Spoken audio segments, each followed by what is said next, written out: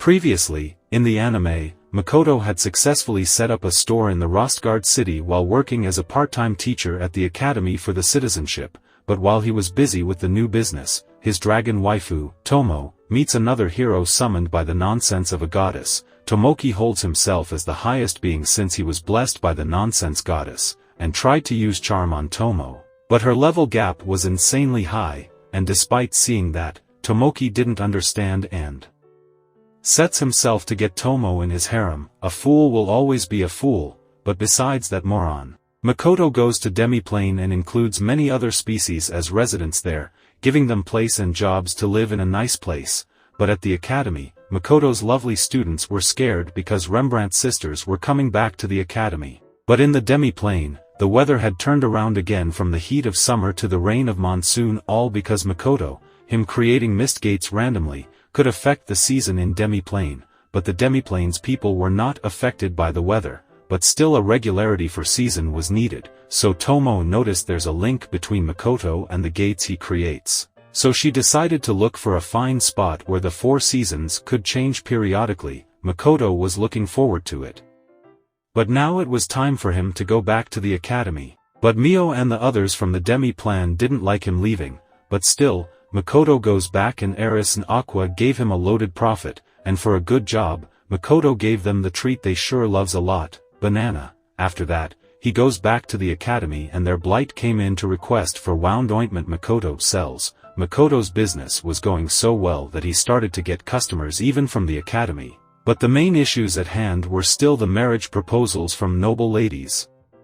And among them he saw the letter of his 2 new students requesting to attend Makoto's class. But count goes up to 3 students, as first was Surf Rembrandt, her elements were fire and earth at offensive level, and second was Yuno Rembrandt, and she specialized in combat, and sometimes she used boost to enhance her attack. Then third was Karen, a transfer student, but she was a little suspicious. Then Makoto clears out that he won't treat the twins special even if he's a friend of their father. The twins accepted it, but the boys were still terrified of the twin sister, so Shiki tells Makoto that the twins had very notorious behavior in the past, but it was hard to believe. Then, Makoto separated 3 of the new students to assess their level of power and the older students were taken a bit far away because Makoto wanted them to fight one of his summon. Guys weren't looking forward to it, and Makoto called out a blue lizard man as their training partner. He told the lizard to hold back as much as he could.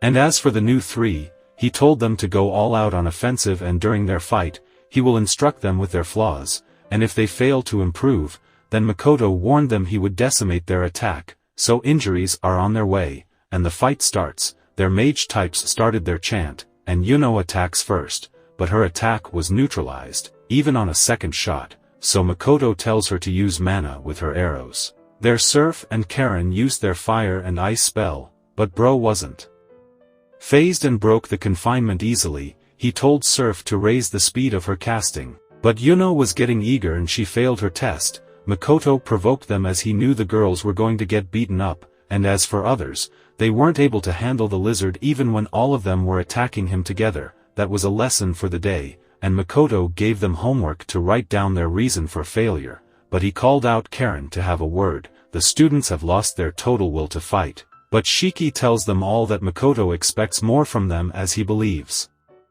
they will get strong. He asks the twins if they want to continue with the class. And both were willing to attend this class. They were surely getting along with others, but Makoto makes it clear to Karen that he finds her odd. He knew she's not real Karen, as Makoto knew from the energy she's a demon, and Karen tried to use charm on him, but Makoto tells her that her trick won't work and calls her hornless demon. That ticked her off, and Makoto realized that real Karen has died. But fake Karen justified that Karen died because of her friend, not because of her. Fake was surprised that Makoto wasn't making a ruckus to kill her. So Makoto made it clear that he doesn't want to get into this discrimination game of humans and demons.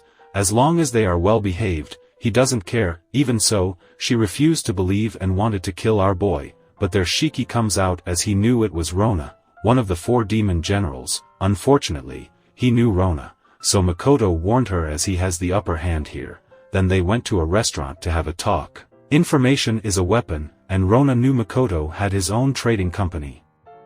and holds 2 branches of his shop Ion and Saige, but once again, Makoto cleared it up that he wants to remain neutral in this war. Rona was shocked, so Makoto asked her not to because he knew there are many humans who took the demon side, so he was gathering information to stay balanced. Rona thought Makoto wanted to be an arm dealer to get profits from both sides, but Makoto declines. Makoto was becoming mysterious with every claim, so Rona wanted to get to know him better. But Shiki warned Makoto he would regret ever touching Rona. That was a buzzkill for Rona, but Shiki scoff off Rona for thinking so high of getting Makoto. But then, Rona tells them she's here to investigate the secret human experiment happening in the city, so Makoto called out Raim to look into this matter. Makoto tells him about the disappearance of the humans in the city and also that kidnappers targeted him as well, and to assist Raim, he told Eris and Aqua to help him out, but they weren't looking forward to it, so Makoto bribes them with banana and they were good to go.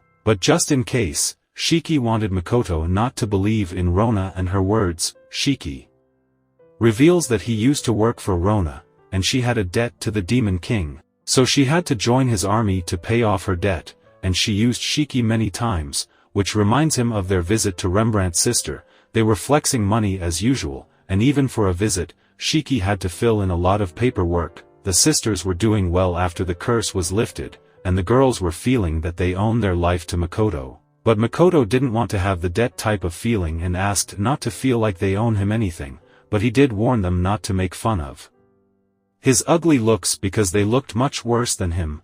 That was an embarrassing past. That reminds Makoto that their father had recorded their recovery process. Hearing that, girls were pissed off and told Makoto that she and her mother made her father pay for his mistake, and Makoto knew leaving that talk was for the best and leaves afterwards. And somewhere in the darkness, Raim was gathering information about the experiment that led him to the backyards of the academy, where he confronted someone who had just walked in on the site, which was very suspicious of the experiment. But episode 8 ends with that, and if you haven't seen the previous 7 episodes, then please go to my playlist section on my channel with the name of Moonlight Fantasy Season 2. Please catch up to enjoy the upcoming episodes. Until then, take care.